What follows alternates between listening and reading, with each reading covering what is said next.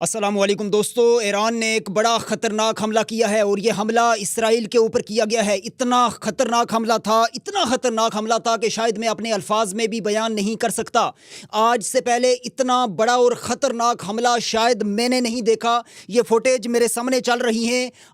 میں جلد ہی آپ کے ساتھ یہ فوٹیج شیئر کروں گا۔ لیکن آج ایران نے جو حملہ کیا ہے اسرائیل کے اوپر، فتح خیبر میزائل سے کیا ہے، خیبر شکن میزائل سے کیا ہے، یا کس بڑے میزائل سے کیا ہے، کس خفیہ میزائل سے حملہ کیا ہے، اور اتنی شدت کا یہ حملہ تھا کہ اسرائیل کا جو دارالخلافہ تل ابیب ہے وہ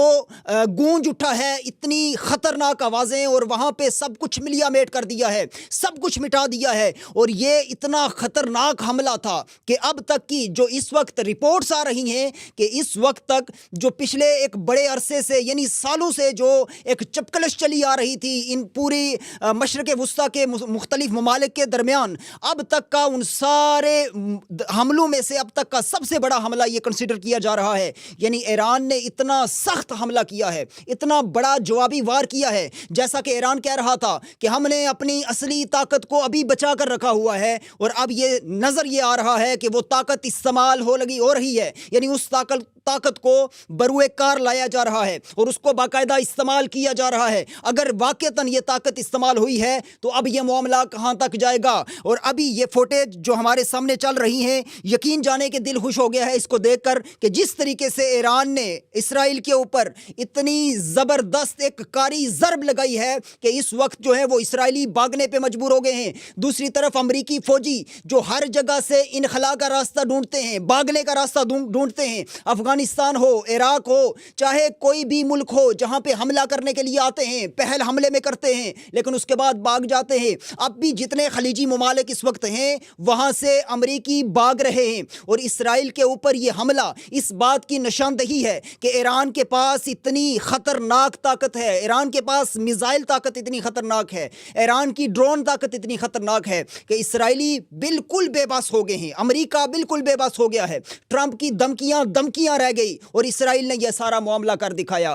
اسرائیل کے اندر سے جو ایک نفرت نظر آ رہی تھی، ایک قتل و غارت کی جو ایک خونی کھیل نظر آ رہا تھا، اب وہ دبتا ہوا نظر آ رہا ہے۔ ایران نے ایک واضح اور ایک اعلانیہ حملہ کیا ہے، اور اس حملے کے بعد اب نظر یہ آ رہا ہے کہ مشرق وسطیٰ یا تو ایک بڑی جنگ کی لپیٹ میں چلی جائے گی، یا اسرائیلی یا امریکی خاموشی سے سائیڈ پہ ہو جائیں گے اور راہ فرار اختیار کریں گے۔ حالانکہ امریکہ کی طرف سے یہ بیانات آ رہے تھے کہ ہم نے ایران کے اوپر حملہ کرنا ہے، جوابی وار کرنا ہے، ایران نے ہمارا نقصان کیا ہے، اسرائیلی لوگوں کو جو ہے وہ موت کے گھاٹ اتارا ہے۔ لیکن اب تک کی سب سے بڑی خبر کہ ایران نے ایسا وار کیا ہے، یہ آیت اللہ علی خامنائی کی شہادت کا بدلہ ہے، یا یہ اپنے لوگوں کی جو جانی نقصان ہوا ہے، جو مالی نقصان ہوا ہے اس کا بدلہ ہے؟ اس چیز کی ابھی تک تو کسی بھی طرح سے تصدیق نہیں ہوئی، لیکن یہ بات آپ کو میں بتا دوں کہ یہ اتنا خطرناک حملہ تھا۔ اس کی فوٹیج آپ دیکھیں گے تو یقین جانے کہ اس وقت تو میں فوٹیج کاپی رائٹ کی ایشوز کی وجہ سے نہیں چلا سکتا۔